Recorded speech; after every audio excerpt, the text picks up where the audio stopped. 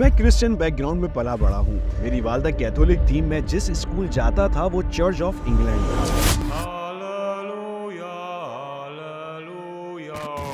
अगर जहन्नम और क़यामत का दिन वाकई है, मुझे अल्लाह ताला से सजा नहीं चाहिए एक गलत मजहब और गलत अकीदे की पैरवी करके जिसके नताइज बुरे निकल सकते हैं। मुझे अल्लाह ताला से सजा नहीं चाहिए एक गलत मजहब और अगर जिंदगी का कोई मकसद है और ये मकसद इंसान के लिए है तो यकीनन उसको इंसानी जिंदगी के हर पहलू का अहाता करना चाहिए।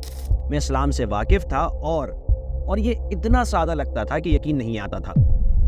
और ये तब हुआ जब मैं दूसरे बहुत से मज़ाहिब, अकीदों और फ़लसफ़ों को जानकर मज़ीद तहकीकात करने के बाद मैं इस्लाम की तरफ पलट आया। दरअसल मैंने इस्लाम को वैसे ही रद्द करने की कोशिश की जैसा कि इससे पहले हर दूसरे मजहब, अकीदे और फ़लसफ़े को रद्द किया, लेकिन सिर्फ इस्लाम ने ही मुझे मुकम्मल जवाबात मुहैया किए, लिहाजा मैंने उसे इख्तियार कर लिया।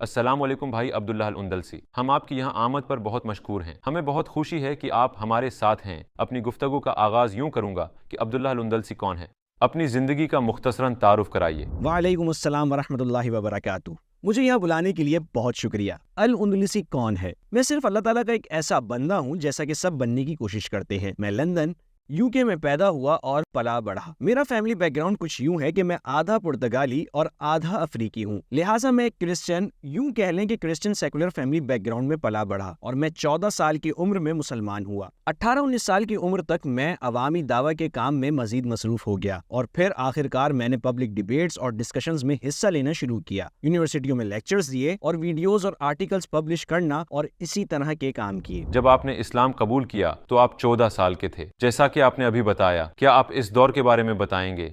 क्या वजह थी कि आपने इतनी छोटी उम्र में रिसर्च शुरू कर दी? सीधी सी बात है, सिर्फ तजस्सुस की वजह से, लेकिन इसलिए भी क्योंकि मैं दूसरे मज़ाहिब से वाकिफ था। मैं क्रिश्चियन बैकग्राउंड में पला बढ़ा। मेरी वालदा कैथोलिक थी। मैं जिस स्कूल जाता था वो चर्च ऑफ इंग्लैंड था और वहाँ मास कम्युनिकेशन और इसी तरह का मवाद होता था। मुझे दूसरे स्टूडेंट्स की तरह बाइबल स्टोरीज पढ़ाई गई, लेकिन मैं सवाल करता था। बाद में जब मुझे पता चला कि दूसरे मजहब भी होते हैं तो मैं सवाल करता था, मुझे कैसे पता चलेगा कि मेरा मजहब सही है? अगर मैं चाइना में पैदा होता तो क्या मैं एथियस्ट या फिर बुद्धिस्ट होता, या अगर मैं इंडिया में पैदा होता तो क्या मैं हिंदू होता? ये जोग्राफियाई हादसे किसी सच्चाई की वजाहत नहीं कर सकते। और फिर आस पास मुख्तलिफ आइडियाज हैं, मुझे खुद उसकी इन्वेस्टिगेशन करनी चाहिए। और ये भी कि अगर जहन्नम है और क़यामत वाकई आएगी, मुझे अल्लाह ताला से सजा नहीं चाहिए किसी गलत मजहब या गलत अकीदे की पैरवी करके जिसके बुरे नताइज निकल सकते हों।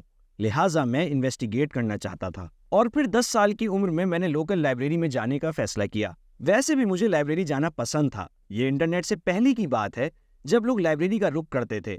अगर आपको ये सब याद हो, मैं वहाँ हर किस्म की किताबें पढ़ता था, सिर्फ हालिया मजहब पर ही नहीं बल्कि तारीखी मजहब, तारीखी फ़लसफ़ों के बारे में भी। हर नया नाम सुनते ही मैं रिसर्च शुरू कर देता। मतलब कदीम मिस्रियों के हयात बाद अज़ मौत के नजरियात से लेकर तिब्बत के बुद्धिज़्म तक, वेस्टर्न न्यू एज तहरीक तक, वगैरह वगैरह। हर वो फिरका जिसका आप तसव्वुर कर सकते हैं, मैंने हर एक पर रिसर्च की।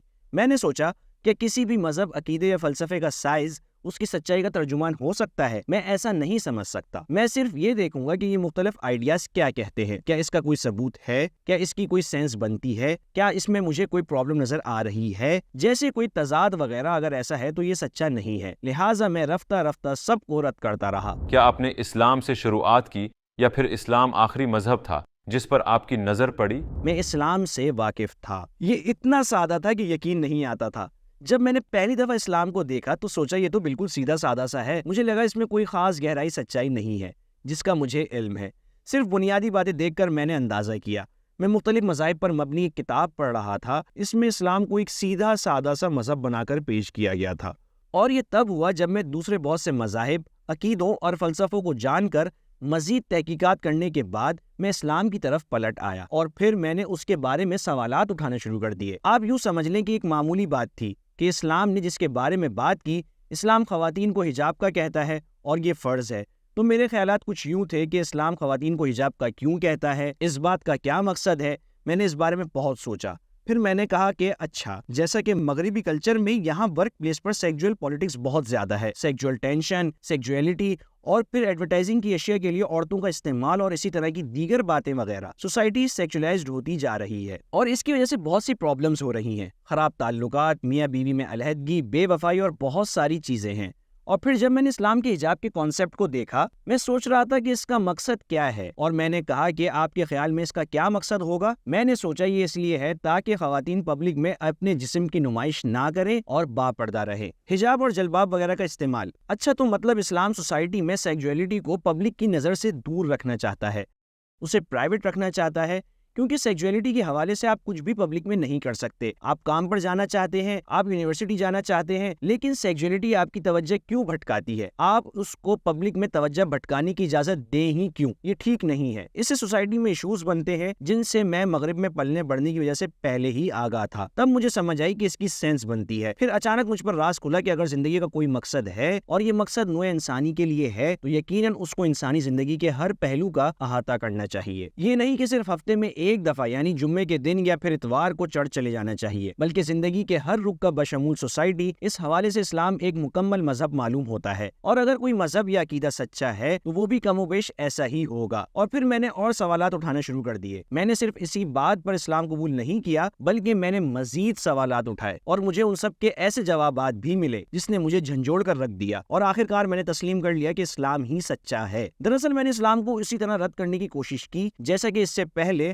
ہر دوسرے مذہب اور عقیدے یا فلسفے کو رد کیا، اور صرف اسلام نے ہی میرے سوالات کے جواب دیے اور مکمل جوابات دیے، اسی لیے میں نے اسے اختیار کر لیا۔ اس کا مطلب ہے کہ اسلام کو اختیار کرنے سے پہلے آپ کے اندر اسلام کے خلاف تعصب یا غلط نظریات نہ تھے؟ السلام علیکم بھائیوں اور بہنوں، ہمیں احساس ہوا ہے کہ ہمارے چینل پر 80% ناظرین بشمول اس ویڈیو کے ہمارے سبسکرائبرز نہیں ہیں۔ جیسا کہ آپ جانتے ہیں کہ ہم غیر منافع بخش تنظیم ہیں اور ہماری ویڈیو پر اشتہارات غیر فعال ہیں۔ ٹوورڈز ایٹرنٹی صرف ایک یوٹیوب چینل ہی نہیں بلکہ ایک مدرسہ بھی ہے۔ یہاں ہم خود کو اور نوجوانوں کو اسلامی تعلیم سے آراستہ کرتے ہیں، لہٰذا ہمارے اس مطالبے کا واحد مقصد سچائی کو پھیلانا ہے۔ ہو سکتا ہے بظاہر یہ چھوٹا عمل لگے، لیکن انشاءاللہ یہ ہمیں لاکھوں لوگوں تک پہنچنے میں مدد کرے گا۔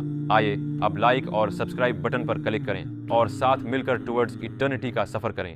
آپ کے اندر اسلام کے خلاف تعصب یا غلط نظریات نہ تھے؟ تعصب یہی تھا کہ مذہب کے بارے میں وہی عام لبرل اور سیکولر تعصب تھا۔ مذہب پولیٹکس کے بارے میں بات نہیں کرتا، مذہب سوسائٹی کے بارے میں اکنامکس یا پھر انسانی مسائل کے بارے میں بات نہیں کرتا۔ جیسے مذہب صرف ایک عقیدہ ہے جہاں آپ صرف اپنی خواہشات کے لیے دعا گو ہوتے ہیں اور شاید انہیں پا لیتے ہیں یا پھر آپ کو ایسا کرنے سے اچھا محسوس ہوتا ہے، شاید تب جب آپ خوفزدہ ہوتے ہیں۔ لیکن یہی کچھ تھا، یہی تعصب تھا میرے اندر۔ یہ 90 کی دہائی کی بات ہے، یہ 9/11 والے واقعے سے بھی پہلے کی بات ہے۔ اس وقت یہ تمام مذاہب کے خلاف ایک مشترکہ تعصب تھا جو میرے اندر بھی جذب ہوا، مجھ میں شامل ہوا، حالانکہ میں ایک سیکولر لبرل سوسائٹی کا سیکولر لبرل قسم کا بندہ تھا۔ تو جب میرا اس حقیقت سے سامنا ہوا کہ اسلام کامل مذہب ہے تو میں شاکڈ رہ گیا، کیونکہ مجھے بتایا گیا تھا کہ مذہب ان چیزوں کے بارے میں بات نہیں کرتا، اور جب میں نے جانا کہ یہ کرتا ہے تو اس کی سینس بنتی تھی کہ ان چیزوں کے بارے میں بات کرتا، اس کو اس چیزوں کے بارے میں بات کرنی چاہیے تھی۔ تو میرے خیال سے آپ رد کرنے کے اس عمل سے گزرے، ٹھیک کہانا، جیسا کہ یہ سچا نہیں ہے،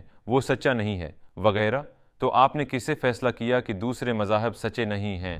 جی بالکل، یہ 10 سے 14 سال کی عمر کی بات ہے جب میں نے مختلف مذاہب کو دیکھا اور میں نے مختلف سوالات اٹھائے کہ اس کے کیا شواہد ہیں، اس کا کیا پروف ہے، کیا یہ زیادہ انسانوں کے لیے ہے یا پھر صرف ایک مخصوص طبقے کے لیے، کیا یہ ہمیشہ سے ہے۔ تو جب عیسائیت کی بات کریں تو یہ آئیڈیا کہ ایک انسان جو کہ زمین پر اترا جو دراصل خدا تھا بظاہر، اور پھر وہ مر گیا، حالانکہ خدا نہیں مرتے، اور اس کی قربانی آپ کے تمام گناہوں کا کفارہ ہے، حالانکہ آپ اب بھی گناہ کرتے رہتے ہیں اور ابھی بھی آپ کو توبہ کی ضرورت ہے۔ میرے لیے ان باتوں میں کوئی سینس نہیں تھی۔ جب عیسائیت کی بات آتی ہے، جب یہودیت کی بات آئی، یقیناً وہاں بھی یہ خدا کا تصور موجود ہے، لیکن یہ ایسا لگتا تھا جیسے یہ اپنی پوری تاریخ میں صرف ایک قسم کی قبائلی قوم کے لوگوں تک محدود ہے، اور اس دوران آپ کو تاریخ میں دوسرے تمام قبائل کی کوئی وضاحت نہیں ملتی، یا یہ کہ دوسرے لوگوں نے کیا کیا یا پھر کس کی پیروی کی۔ جب آپ بدھزم پر آتے ہیں، انسان اس دنیا میں پیدا ہوئے ہیں اور آگاہی حاصل کرنے تک وہ بار بار جنم لیتے ہیں۔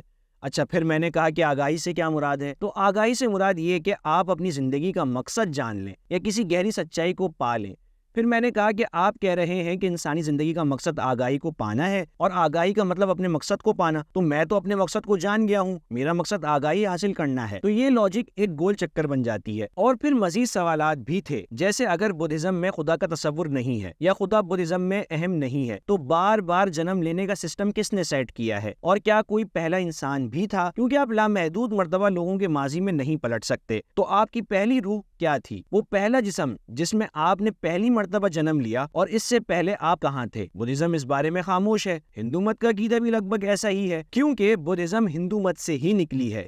ہندو مت کے مرکزی دھارے کا عقیدہ یہی ہے کہ ایک خدا تھا جس سے ہم آئے ہیں، لیکن ہم اسی خدا کا حصہ ہوا کرتے تھے، اور خدا کس طرح سے ایسے ٹکڑوں میں تقسیم ہو جاتا ہے جو خود بے بس اور لا علم ہے، لہٰذا خدا کا ہی ایک حصہ بے بس اور لا علم ہے، اور پھر آپ بار بار جنم لیتے ہیں، آپ پیدا ہوتے ہیں، مر جاتے ہیں، پھر پیدا ہوتے ہیں، پھر مر جاتے ہیں، جب تک کہ آپ کو خدا کی طرف واپسی کا راستہ نہ مل جائے، لیکن آپ خدا کا حصہ ہیں۔ اس بات کی کس طرح سے کوئی سینس ہی نہیں بنتی، اور خدا ٹکڑوں میں تقسیم ہوتا ہے، ایک ابدی لامحدود خالق ٹکڑوں میں تقسیم ہو سکتا ہے، اور پھر یہ ٹکڑے فانی اور محدود ہیں، اس کی بھی سینس نہیں بنتی۔ تو مختلف مذاہب اور عقیدوں کی ریسرچ میں اسی قسم کے پروسیس سے گزر رہا تھا، اور الحاد بھی اس لسٹ میں شامل تھا، ٹھیک کہانا، تو آپ نے اسے بھی ایسے ہی رد کیا؟ اچھا، میرے مطابق میں ایک روایتی تعصب کا شکار تھا کہ ایک مقام پر آ کر سائنس ہی ہر سوال کا جواب دے سکتی ہے۔ مطلب میں ہمیشہ سے سائنس میں انٹرسٹڈ رہا اور ابھی بھی ہوں۔ جب کبھی میں سائنس اور فزکس بیسڈ سبجیکٹس کے لیے یونیورسٹی گیا، میں نے ہمیشہ اچھے گریڈز لیے، لیکن یہ نظریہ کہ سائنس ہی تمام سوالات کے جوابات دے سکتی ہے ایک ایسا مفروضہ تھا جو مجھے اس سوسائٹی میں پڑھایا گیا جہاں میں رہتا تھا، لیکن سائنس میٹر سے آگے کی وضاحت نہیں کر سکتی۔ یہ بس صرف یہی بتاتی ہے کہ میٹر کیسے بیہیو کرتا ہے،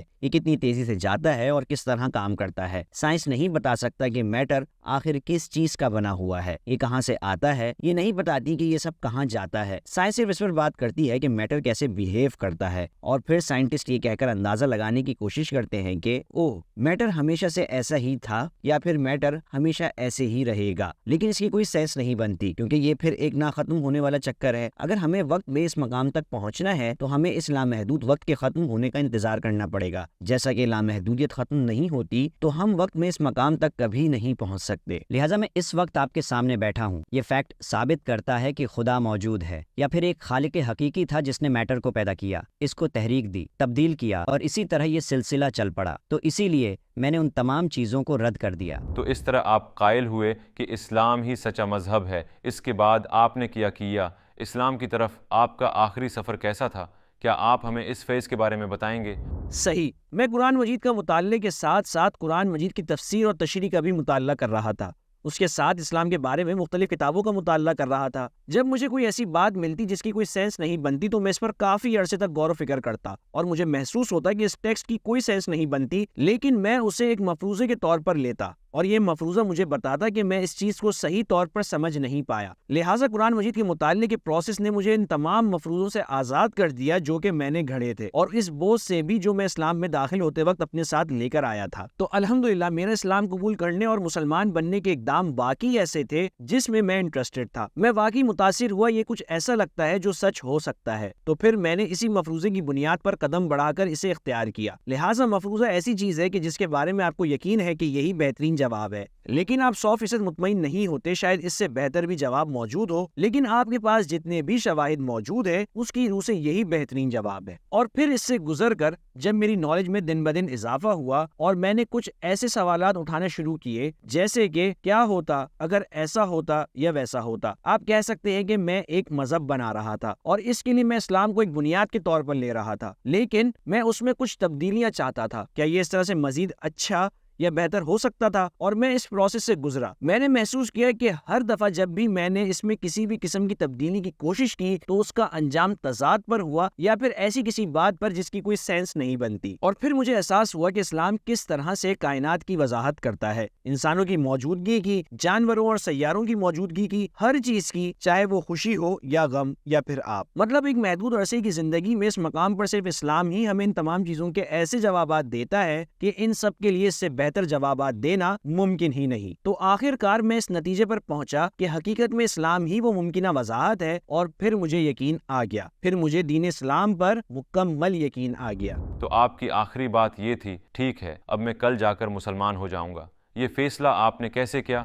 اچھا، میں اس وقت 14 سال کا تھا اور اس وقت میں نے اسلام کو ایک مفروضے کی طرح قبول کیا، یعنی وہ بہترین وضاحت جو میں جانتا تھا۔ تو بطور ایک ایسے انسان جو کہ مقصد کی تلاش میں ہے، میں بہترین وضاحت کی پیروی کرنے کا پابند تھا، اور مجھے اسلام میں کوئی تضاد نظر نہیں آیا، تو کوئی وجہ باقی نہ رہی کہ میں اس کا انکار کرتا۔ لیکن مجھے یہ پتہ نہیں تھا کہ اسلام قبول کرنے کے لیے باضابطہ طور پر شہادت کی تصدیق کرنا ضروری ہے۔ میں سمجھا یہ کچھ ایسا ہے کہ بس آپ اس پر ایمان لے آئیں، تو میں نے بس یہ کہا کہ مجھے اس پر یقین آ گیا۔ تو میرا شہادت دینا کچھ ایسا تھا کہ میں بس اپنی اپنی والدہ کے پاس گیا اور کہا امی میرے خیال سے میں مسلمان بنوں گا. تو بنیادی طور پر یہی میری شہادت تھی.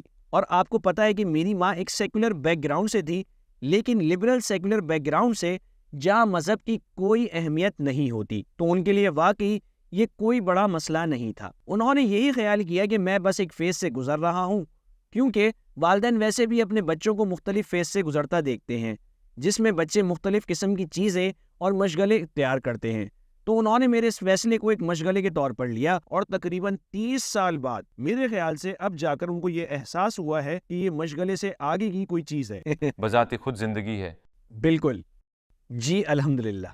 جب آپ نے اسلام کی تبلیغ شروع کی اور لوگوں کو دعوت دی تو آپ کے سرکل میں یا فیملی سے کوئی مسلمان ہوا؟ جیسا کہ آپ کو پتا ہے کہ جب میں نے اسلام پر انویسٹیگیشن شروع کی تو میں ہمیشہ اپنی والدہ کو اس کے بارے میں بتاتا, اور ظاہر ہے اپنے والد کو بھی, اور الحمدللہ وقت گزرنے کے ساتھ ساتھ انہوں نے مجھ میں چینجز دیکھے. میں ان کے لیے اچھا بیٹا بن گیا. جیسا کہ میرا تعلق ایک لبرل سیکولر گھرانے سے تھا جہاں کے بچے باغی قسم کے ہوتے تھے, تو میرا رویہ ان کے لیے ان باغی قسم کے بچوں سے ہٹ کر تھا, کیونکہ تقریباً سارے ہی بچے بدتمیز قسم کے تھے.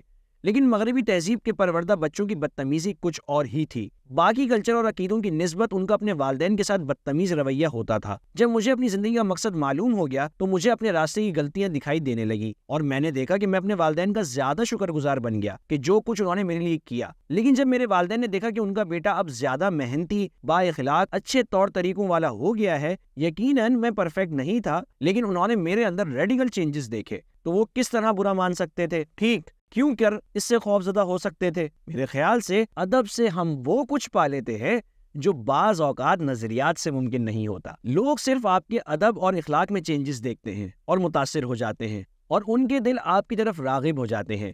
یہ کئی گھنٹوں کی اس تبلیغ اور مسلسل بولنے سے زیادہ بااثر ہے. بس ایک مشکل یہ ہے کہ بیشتر والدین کے لیے یہ تسلیم کرنا مشکل ہوتا ہے کہ ان کے بچے ان کو زندگی کا سبق پڑھائیں. ان کا رد عمل یہ ہوتا ہے کہ کل تک ہم تمہاری دیکھ بھال کرتے تھے, آج تم ہمیں پڑھاؤ گے کہ ہمیں زندگی میں کیا کرنا چاہیے. تو کچھ ایسا ہی تھا. تو آپ کہہ سکتے ہیں کہ آخر کار میرے والد نے اسلام کو اپنے لیے ری ڈسکور کیا, اور میری والدہ بھی برائے نام سے مسلمان ہو گئی تھی. 100% پرفیکٹ تو نہیں, لیکن آپ کہہ سکتے ہیں کہ کیونکہ ان کو مسلمانوں والا ماحول نہیں ملا, ٹھیک, تو پھر ان کے سارے فرینڈز سبھی کیتھولک تھے یا پھر سیکولر تھے. تو اس صورت میں یہ بہت مشکل ہے, کیونکہ ہم سب سوشل رہنا چاہتے ہیں. بطور انسان آپ کو حوصلہ افزائی کی ضرورت ہوتی ہے, لیکن الحمدللہ انہوں نے شہادت پڑھ لی. آپ کہہ سکتے ہیں کہ کچھ لوگوں کی سٹوریز تھوڑی زیادہ رومانٹک ہوتی ہیں. میری کہانی ایک رفتہ رفتہ ہونے والا احساس ہے, ہم دونوں, یعنی میرے لیے اور آخر کار میرے والدین کے لیے بھی. جب آپ قرآن مجید کو دیکھتے ہیں تو اپنے ایریاز آف انٹرسٹ کے حوالے سے اس کتاب کو کیسا پاتے ہیں؟ جب آپ قرآن مجید کا مطالعہ کرتے ہیں تو یہ مطالعہ دوسری ہر اس کتاب سے مختلف ہوتا ہے جو آپ نے کبھی پڑھی. حتیٰ کہ جب آپ ٹرانسلیشن دیکھتے ہیں تو آپ جان جاتے ہیں کہ کوئی بہت قابل انسان بھی ایسی تحریر نہیں لکھ سکتا, کیونکہ عام طور پر جو لوگ کتابیں لکھنے اور تحریر میں بہت اچھے ہوتے ہیں ان کے پاس اپنی معلومات کو فٹ کرنے کے لیے محدود قسم کے سٹرکچرز ہوتے ہیں. کچھ پوائنٹس پر مبنی چیپٹرز ہوتے ہیں, اور پھر وہ اگلے چیپٹر پر چلے جاتے ہیں, اور پھر اس سے اگلے پر. قرآن مجید کے معاملے میں صرف ایک آیت کئی مفہوم مہیا کرتی ہے, جس کا انحصار آپ کے پوچھے گئے سوال پر ہوتا ہے, اور بظاہر جو چیزیں آپس میں منسلک نہیں نظر آتی آپ وہ بھی پڑھ لیتے ہیں. لیکن آپ کہیں پیچھے اپنے ذہن میں بات محسوس کرتے ہیں کہ اس سب کے پیچھے ایک اسٹرکچر ہے. قرآن مجید پڑھنے والوں کو میں یہ مشورہ دوں گا کہ قرآن مجید سے گفتگو کریں, صرف پڑھائی نہ کریں, سوالات پوچھیں. آپ شاید یہ سوچیں کہ میں نے کتاب سے سوال پوچھے, ایک کتاب کس طرح جواب دے سکتی ہے, لیکن آپ حیران ہو جائیں گے کہ کیسے ایک آیت جو آپ کے خیال میں بہت بیسک ہے کوئی زیادہ وضاحتیں بھی پیش نہیں کرتی, کسی سوال کا ایسا جواب کیسے دے سکتی ہے جو آپ نے کبھی سوچا بھی نہ تھا. یہ ایک ایسی کتاب ہے جسے آپ بار بار پڑھ سکتے ہیں, دوبارہ اور پھر دوبارہ. آج کل مسلمان قرآن مجید میں مفہوم سمجھنے سے زیادہ آواز پر توجہ دیتے ہیں, حتیٰ کہ اس بارے میں ایک حدیث بھی ہے, مطلب یہ حدیث ضعیف ہے, مجھے یہ نہیں پتا, لیکن یہ کچھ غور طلب چیزوں کی پیش گوئی کرتی ہے. یہ بتاتی ہے کہ حضرت محمد صلی اللہ علیہ وسلم کے دور میں مسلمان قرآن مجید کے مفہوم میں زیادہ دلچسپی رکھتے تھے. ایک وقت ایسا آئے گا کہ جب مسلمان قرآن مجید کے مفہوم کے بجائے اس کے تلفظ اور ادائیگی پر زیادہ توجہ دیں گے. میرے خیال میں ہمیں اس کے الٹ کرنا چاہیے. قرآن مجید سے سوال پوچھیں, ڈسکشن کریں, سوال پوچھیں کہ قرآن مجید میں کسی دوسرے لفظ کے بجائے اس لفظ کا استعمال کیوں ہوا. قرآن مجید غلطیوں سے پاک ہے, یہ مکمل طور پر درست کتاب ہے، تو اس نے انہی الفاظ کا استعمال کیوں کیا؟ ایک دفعہ آپ اسے سوال پوچھنا شروع کریں، پھر یہ کتاب مزید آپ پر کھلتی چلی جائے گی۔ تو میرا سب کے لیے یہی مشورہ ہوگا، ایک نو مسلم اور اسلام کے داعی کے طور پر اسلام کے خلاف لوگوں میں ایک عام تعصب کیا پایا جاتا ہے، اور آپ اس کا جواب کیسے دیتے ہیں؟ اس مسئلے کا انحصار اس پر ہے کہ آپ کس سوسائٹی کی طرف سے بات کر رہے ہیں۔ اب تو 9/11 کے بعد مغرب میں یہی تصور پھیلا ہوا ہے کہ اسلام پرتشدد مذہب ہے اور اس میں بربریت ہے، ایسی سخت سزائیں ہیں جو بربریت پر مبنی ہے، اور یہ تمام چیزوں پر پابندی لگاتا ہے، خواتین پر پابندی لگاتا ہے، اور آپ کے ہونے پر، آزادی پر، مطلب جو بھی ہے۔ اب 9/11 سے پہلے اسلام کا تصور کچھ یوں تھا کہ یہ بھی دوسرے مذاہب کی طرح ماضی کی بنیاد پر قائم ایک مذہب ہے، ایسے مذاہب جو ماڈرن دور کی پرابلمز کو نہیں سمجھ سکتے۔ تو یہ مسکنسیپشن اس وقت عام تھا، حتیٰ کہ آج کے دور میں مسلم ممالک میں بھی پایا جاتا ہے۔ استعماریت کے بعد ویسٹرن ایجوکیشن سسٹم کے تحت مسلم ممالک میں بھی اسلام کے بارے میں یہ مسکنسیپشن رائج ہو گیا۔ وہ اسلام کو ماضی پر مبنی مذہب سمجھتے ہیں جو ماڈرن پرابلمز کا جواب نہیں دے سکتا، حالانکہ اسلام ماڈرن پرابلمز کا جواب اس حل سے بھی بہتر دے سکتا ہے جو مغرب پیش کرتا ہے، لیکن ہمیں احساس نہیں ہے۔ ہم سوچتے ہیں کہ یہ صرف دن میں 5 وقت نماز پڑھنے تک ہے، اس میں صرف نماز جمعہ کا ذکر ہے، یہ صرف قرآن مجید کی تجوید اور ادائیگی پر زور دیتا ہے۔ اسلام اس سے کہیں زیادہ ہے، یہ ایک مکمل ضابطہ حیات ہے۔ ہم دیکھتے ہیں کہ کچھ لوگ واضح نشانیاں دیکھنے کے بعد بھی اسلام قبول نہیں کرتے۔ آپ کے خیال میں اس کی کیا وجہ ہو سکتی ہے؟